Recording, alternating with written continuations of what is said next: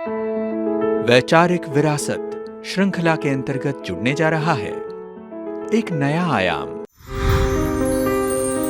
मैं कौन, मेरा कौन। हम एक के हैं, हम एक हैं।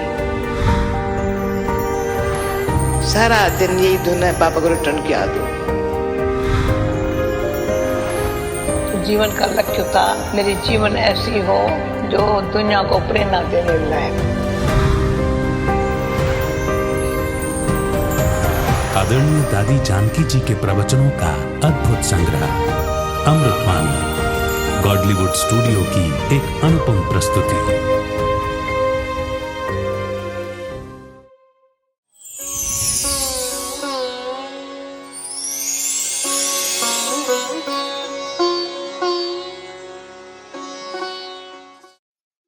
ओम शांति। बाबा कहते हैं सदा हर्षित रहो। ये मीठे बाबा के बोल कानों में गूंज रहे हैं। अगर पुरानी दुनिया को भूल सत्य की राजधानी को याद करते हैं तो सहज ही हर्षित हो जाते हैं। सहज हर्षित होने का कोई पुरुषार्थ नहीं है। जैसे कल बाबा ने बहुत अच्छी बात बोली, कोई नया मकान बना रहा है तो नए मकान में उद्योग है, नए मकान अभी बन के तैयार होगा, अभी तैयार हो जाएगा तो उसके पहले कोई काम काज तो नहीं छोड़ देगा। जो उसका काम धंधा होगा, घर बाल बच्चों को संभालने का, वो करता ही रहेगा। पर बुद्धि में यही है मेरा नया मकान अभी जल्दी बन के तैयार हो जाएगा, फिर तो हम वहां जाएंगे। सारा दिन रात मेरे ख्याल में अभी सुपन भी सबके वही आते हैं। कैसा वह सतयुग होगा, या उसके पहले वाया शांति धाम जाना है, सीधा सतयुग में नहीं जा सकते हैं तो शांति धाम कैसा होगा, तो उसका अनुभव भी कर रहे हैं। तो ज्यादा शांति धाम प्यारा लगता है या स्वर्ग प्यारा लगता है? तो मैंने आजकल अपने आप से पूछती हूँ तो तेरे को क्या प्यारा लगता है, शांति धाम या स्वर्ग? तो मैं जवाब दूं या आप जवाब देंगे? पहले क्या प्यारा लगता है? शांति धाम प्यारा लगता है, क्यों कर्मातीत बन करके शांति धाम जाना है, पास स्थान होकर के शांति धाम जाना है। फिर स्वर्ग में ऐसे जैसे शांति धाम में जाएंगे, जिस स्थिति से जाएंगे ऐसे उतरेंगे। तो जानना कैसे है वो ख्याल में है, फिर आएंगे ऑटोमेटिक ऐसी स्थिति से। जाएं कैसी स्थिति से?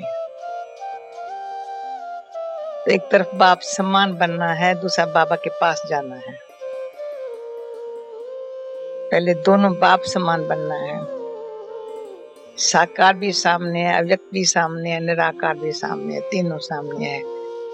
आप ये कभी नहीं कह सकते हो हम ब्रह्मा बाबा सामने नहीं है। जब ब्रह्मा बाबा सामने था, हमारे सामने था, तब अव्यक्त और निराकार का इतना हम उनको पूछते नहीं थे। सच्ची बात बताते हैं, उनको पूछते नहीं थे वो कैसे है, उसमें हमारा क्या जाता। अभी वो हमारे पास साकार सामने बैठा हुआ है, उसको देखे या दूर क्यों जाए। अभी ये बाबा ने युक्ति खेल ली है अच्छी प्यारे से। अव्यक्त और निराकार सामने आया, माना साकार पहले आया।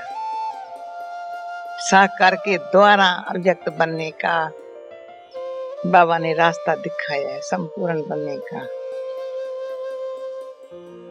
निराकारी निर्विकारी स्थिति से तुम अव्यक्त बन सकते हो, ये ट्रेनिंग दे रहा है साकार द्वारा निराकार शिव बाबा। तो कितनी खुशी जमा होती जा रही है नॉलेज के आधार से, धारणा के आधार से, सेवा के आधार से।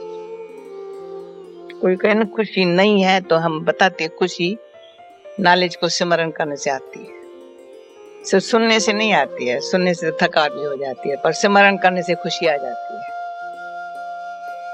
सिमरन तभी करते हैं जो मैं समझती हूँ वे सिमरन करेंगी ना तो मेरे को पक्का होता जाएगा, तो अच्छे टीचर बन सकेंगे, अच्छा किसको समझा सकेंगे। तो खुशी होती है जो बाबा ने सुनाया, वो सिमरन किया, औरों को सुनाया, तो आगे के लिए अपन में उम्मीदें बढ़ती है, कॉन्फिडेंस बैठता है। और बाबा भी समझते हैं बच्चा लायक है।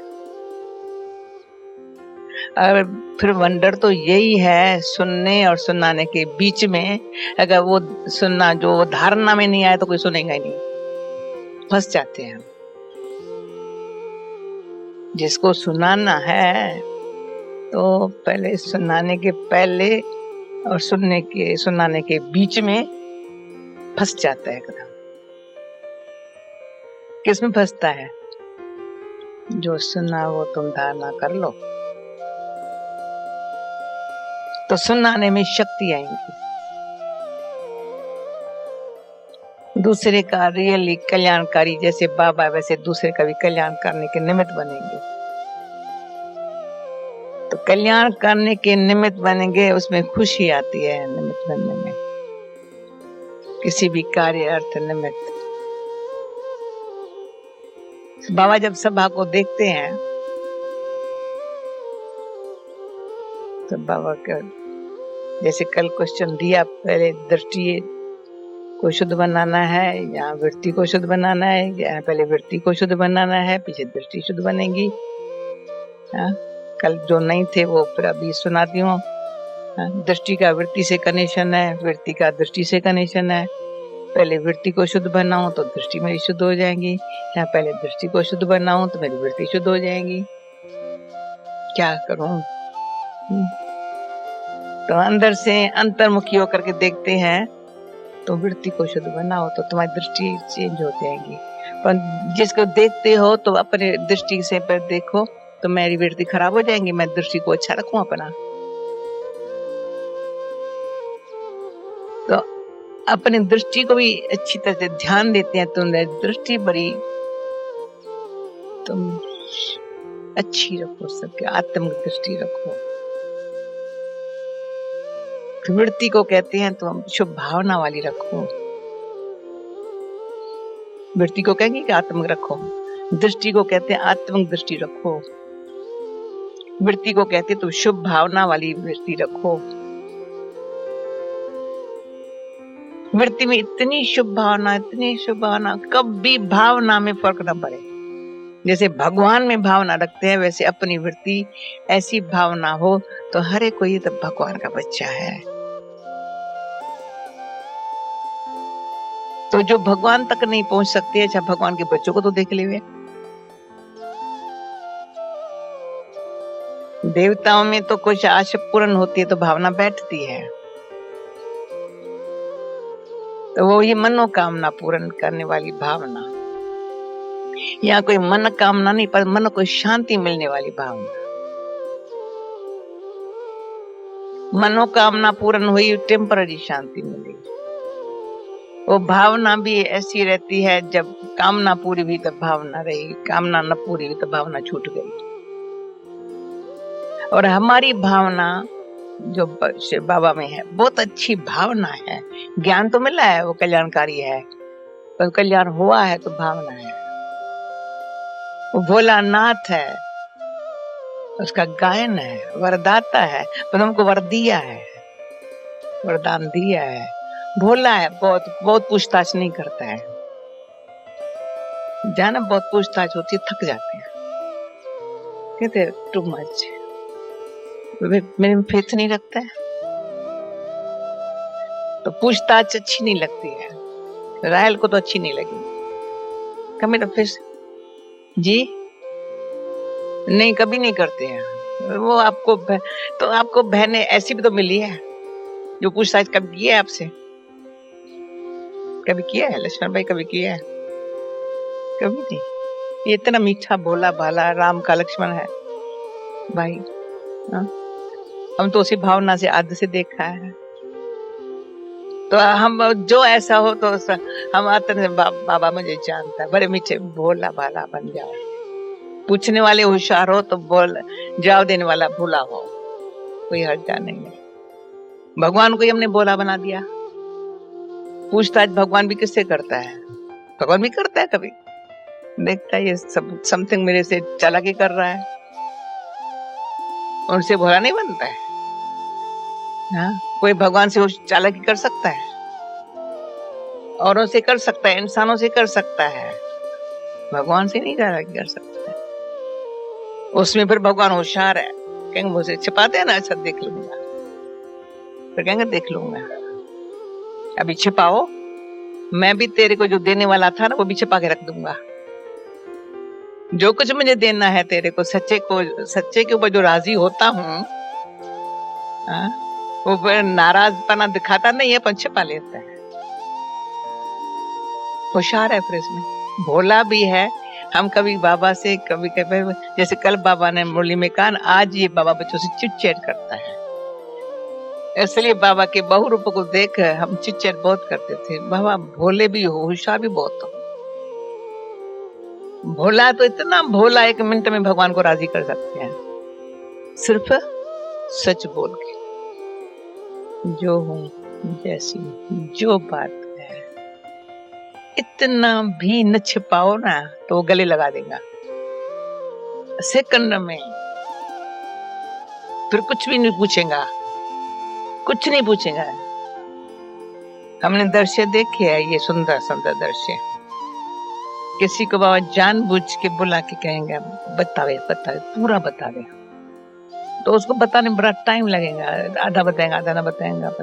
फिर बाबा कहेंगे बाबा इतना, बाबा ये बताती हूँ, बाबा क्या करेंगे, खुद को साधारण बनेंगे। बच्ची बाबा के पास संदेशी को भेजा था, बाबा ने ये बताई है तेरे ये बात। अच्छा, इसको सच नहीं बताते ना संदेशी? कहा नहीं बाबा, सच संदेशी नहीं, बाबा से पूछ के आई है। हाँ पूछ के आई है बच्ची, बाबा ने ये तेरे लिए बताया, तुमने ये किया है, तेरे ऐसे बाबा छोड़ेगा नहीं घर। इसको नहीं पहचानते हैं तो चलो, ये तो जाएंगे संदेशी जाति वतन में। एक बार हमको कहा, कल के परसों किसी ने मेरे को कहा, तुमने ये बात अच्छी बताई थी मेरे को। मुझे याद नहीं किसी ने कहा, ये भी बात है। आप कहते सब क्लास में बात सुना लेती हूँ, पर मैं काम की बात सुनाती हूँ, ऐसे नहीं सुनाती हूँ। तो झूठ बोलने वाले से हम भी बात नहीं करते हैं। दीदी ने कहा था फलां से पूछो, मैं कहा दीदी सच न बताया, फिर मैं क्यों पूछूं? कहा अच्छा करती हूँ, टाइम वेस्ट। सच बताने वाला आप ही भागता आता है, उसको बुलाया नहीं जाता है। सच बताने वाला जो बात जैसी होंगी ना, और कैसे भी, वो ये नहीं कहेंगे तुमको टाइम नहीं है। सच न बताने वाला कहेंगे तुमको टाइम नहीं है। मैंने कभी कहा ही नहीं मुझे टाइम नहीं है। मैं तो दिन रात रेडी हूँ। मैं तो चारू को, हंसा को कह रही हूँ, प्लीज कभी नहीं किसको कहना अभी फोन 3 बजे है, दिन में 3:30 बजे, रात को 12 भी बजा है, मुझे टेलीफोन दो। मैं नहीं कहती हूँ मेरे को टाइम नहीं है। तो कोई ऐसे कहेंगे, कोई किसी ने कल कहा तुम मेरे से हेलो जरूर करो, मुझे खुशी होती। मैं करती हूँ, करेंगी। कहते नहीं दूसरे को टेलीफोन नहीं दो, मैं इंग्लिश में तेरे से बात करनी चाहती हूँ। ओके, बड़ी खुशी की बात है। तो वो तो शाद में सुनाएंगा, पर सच सुना लेंगे, उसको मन हल्का हो गया, खुशी हो गई। तो सच्चे बनने से बड़ा सुख है। अगर सुख पाना हो ना, सदी सदा सुखी रहना हो ना, सारा कलब सुखी रहना हो ना, जो कल बाबा ने कहा 21 जन्म नहीं 50-60 जन्म, हम तो कहते 84 जन्म। 50-60 जन्म नहीं, 84 जन्म भी सुखी है, अंतिम जन्म में भी सुखी है। क्यों? भगवान से सच्चे है। आपको नहीं बताया था?